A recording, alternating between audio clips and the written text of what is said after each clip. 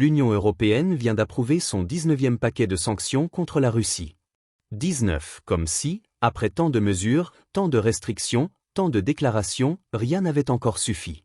Comme si Bruxelles s'obstinait dans une guerre économique sans fin, une bataille d'usure où chaque coup porté semble affaiblir un peu plus l'Europe elle-même. Cette fois, les mesures vont plus loin. Interdiction des livraisons de gaz naturel liquéfié russe jusqu'en 2026, sanctions contre les géants pétroliers Rosneft et Gazpromneft, restrictions visant la fameuse flotte fantôme, blocage financier et même une interdiction de services touristiques vers la Russie. Une escalade silencieuse, presque mécanique. Mais à Moscou, la riposte ne s'est pas fait attendre. Maria Zakharova, porte-parole du ministère russe des Affaires étrangères, a pris la parole dans un ton froid, maîtrisé, mais chargé de défis.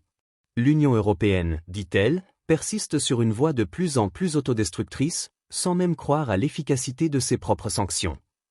Derrière ces mots, une certitude. La Russie veut faire comprendre qu'elle n'est plus sur la défensive.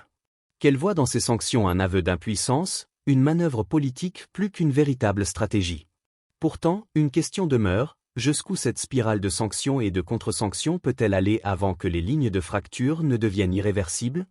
L'Europe, en cherchant à isoler la Russie, ne risque-t-elle pas de s'isoler elle-même du reste du monde ? Ce 19e paquet n'est peut-être pas le plus dur, mais il symbolise une étape, celle où la politique étrangère devient un instrument de rupture, plutôt que de dialogue. Dans cette guerre d'influence, chaque décision compte, chaque mot pèse, et chaque réaction dévoile un peu plus la recomposition du monde. Bienvenue sur l'Essentiel Mondial, la chaîne qui décrypte le monde avec clarté et perspective. Ne partez pas maintenant, la suite va vous surprendre. Regardez la vidéo jusqu'au bout, partagez-la autour de vous, et laissez votre avis en commentaire parce que comprendre le monde, c'est déjà commencer à le changer. Merci pour votre attention et votre fidélité. Nous avons pris note de l'information selon laquelle, le 23 octobre, le Conseil de l'UE a approuvé le 19e paquet de sanctions unilatérales illégales contre notre pays. Les mesures envisagées comprennent l'interdiction des livraisons de GNL russes au marché de l'UE jusqu'en 2026, des sanctions contre certaines entreprises des secteurs de la production et du transport pétrolier, dont Rosneft et Gazpromneft, des restrictions supplémentaires sur les navires que Bruxelles classe comme appartenant à la flotte dite « flotte fantôme russe », des mesures contre certaines banques russes et étrangères, des restrictions financières, et une interdiction d'exportation de certaines catégories supplémentaires de marchandises. Sous divers prétextes, des sanctions ciblées ont été étendues à certaines personnes morales et physiques. En outre, une procédure de notification est introduite pour les déplacements des diplomates russes dans l'espace Schengen en dehors du pays de leur accréditation. En bref, Bruxelles a dû faire des pieds et des mains pour mettre en place son dernier paquet de sanctions anti-russes. Ces restrictions auront-elles des conséquences significatives pour notre pays ? La haute représentante de l'UE pour les affaires étrangères et la politique de sécurité, Kaja Kallas, a répondu avec la plus grande concision. Avant même l'adoption du 19e paquet, elle a déclaré que l'UE avait déjà commencé à travailler sur le suivant. Il semble que même Bruxelles ne croit pas à l'efficacité des sanctions contre la Russie, et pourtant, elle persiste avec une persévérance qui serait mieux appliquée ailleurs sur une voie de plus en plus autodestructrice pour l'Union européenne elle-même. Et le problème ne se limite pas aux dommages considérables causés aux économies et aux sphères sociales des États membres de l'UE. Bruxelles semble ignorer qu'en luttant contre le contournement des sanctions anti-russes, elle s'isole de plus en plus sur la scène internationale. Dans le dernier paquet, des restrictions de toutes sortes ont été imposées, sous des prétextes fallacieux, aux opérateurs économiques de la RPC, de la Biélorussie, du Kazakhstan, du Kirghizistan, du Hadjikistan, des Émirats arabes unis, de l'Inde, de la Thaïlande et de la RPDC. En se laissant aller à son sentiment d'exceptionnalisme, l'UE exerce de plus en plus de chantage sur les pays tiers en multipliant les sanctions secondaires. Ce faisant, elle déclare de fait qu'elle s'estime en droit de dicter les termes du commerce et de la coopération économique entre États souverains. L'UE ne réalise manifestement pas que de telles ambitions d'agir comme un gendarme mondial, ou, si l'on préfère, un douanier mondial, auront inévitablement des conséquences sur sa place et son rôle dans le monde. La disposition du 19e paquet interdisant aux opérateurs européens de fournir des services liés au tourisme en Russie donne encore plus matière à réflexion concernant la situation dans l'UE. En résumé, l'UE s'oriente vers une restriction de la liberté de circulation de ses propres citoyens.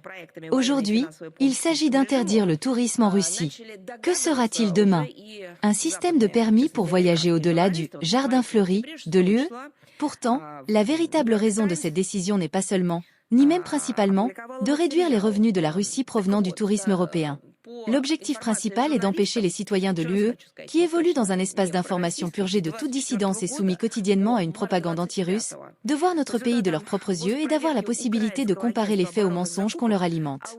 La Russie condamne fermement toute mesure coercitive unilatérale illégitime. Un nombre croissant de pays partagent et soutiennent cette approche.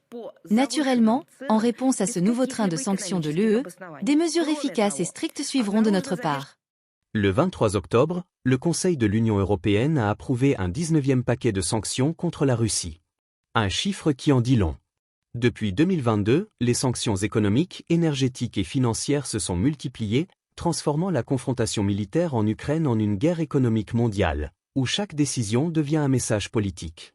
Ce dernier train de mesures interdit les livraisons de gaz naturel liquéfié russe vers le marché européen jusqu'en 2026, cible des entreprises stratégiques comme Rosneft et Gazpromneft, restreint l'accès de certains navires russes aux ports européens, sanctionne des banques, et interdit même aux opérateurs touristiques européens de proposer des séjours en Russie.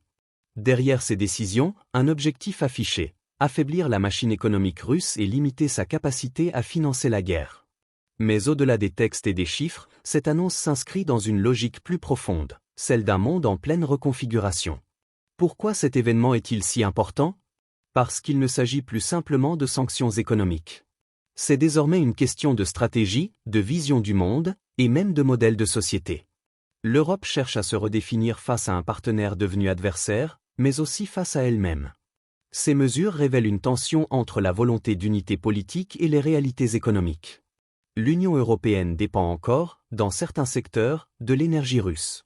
Et en tentant de couper ce lien, elle s'oblige à redessiner sa carte énergétique, à trouver de nouveaux fournisseurs, souvent plus coûteux, parfois moins stables. D'un autre côté, la Russie se tourne vers l'Asie, renforce ses liens avec la Chine, l'Inde et même des pays du Golfe, qui voient dans cette situation une opportunité d'élargir leur influence. On assiste donc à un basculement du centre de gravité économique mondial. Ce qui était hier une dépendance unilatérale devient aujourd'hui une recomposition multipolaire. L'enjeu n'est plus seulement européen ou russe, il est global. Et concrètement, que change ce 19e paquet ? À court terme, il accentue la pression sur certains secteurs russes déjà fragilisés, mais aussi sur des entreprises européennes qui commerçaient encore avec Moscou. Les échanges se font plus complexes, les coûts augmentent et certains pays de l'UE, plus exposés que d'autres, ressentent les effets sur leur chaîne d'approvisionnement. À moyen terme, cette politique de sanctions répétées pourrait redéfinir durablement les circuits commerciaux mondiaux. De nouveaux corridors se créent, notamment entre la Russie et l'Asie centrale, tandis que l'Europe s'efforce d'affirmer son autonomie énergétique. À long terme, le risque est celui d'une fracture durable entre deux visions du monde, celle d'un Occident fondé sur les règles et les institutions, et celle d'un bloc alternatif, plus souple, plus pragmatique, qui mise sur la diversification et les partenariats bilatéraux. Mais au-delà des rapports de force, il faut aussi regarder les êtres humains derrière ces décisions. Car chaque sanction, chaque réponse, chaque discours diplomatique a des visages. Il y a les travailleurs qui perdent leur emploi dans une entreprise touchée, les familles dont le coût de la vie augmente, les jeunes Européens ou Russes qui voient leur avenir se refermer derrière des frontières symboliques ou économiques. Il y a aussi, plus profondément, une question d'émotion et de perception. Comment continuer à construire des ponts quand tout semble pousser à ériger des murs ? Comment maintenir la confiance entre les peuples quand les États se méfient ? Ce 19e paquet, au fond, pose la question de notre époque. Sommes-nous encore capables de coopérer, ou avons-nous accepté que le monde se fragmente en blocs qui se défient à distance ? Les sanctions ne sont pas seulement des instruments politiques. Elles sont le reflet d'un choix collectif, celui de répondre à la force par la contrainte, ou de chercher d'autres formes de dialogue. L'histoire jugera leur efficacité, mais dès aujourd'hui, elle nous oblige à réfléchir à notre propre rapport à la puissance, à la souveraineté et à la solidarité.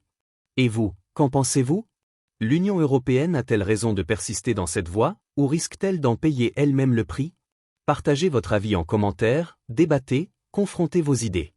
Parce que c'est dans la diversité des points de vue que naît la vraie compréhension. Voilà, c'était l'essentiel. Si tu veux voir le monde autrement, abonne-toi et partage cette vidéo à quelqu'un qui aime réfléchir, pas juste s'informer. Merci de faire partie de ceux qui choisissent de voir plus loin que les apparences. Parce qu'au-delà de l'actualité, il y a toujours une leçon à retenir.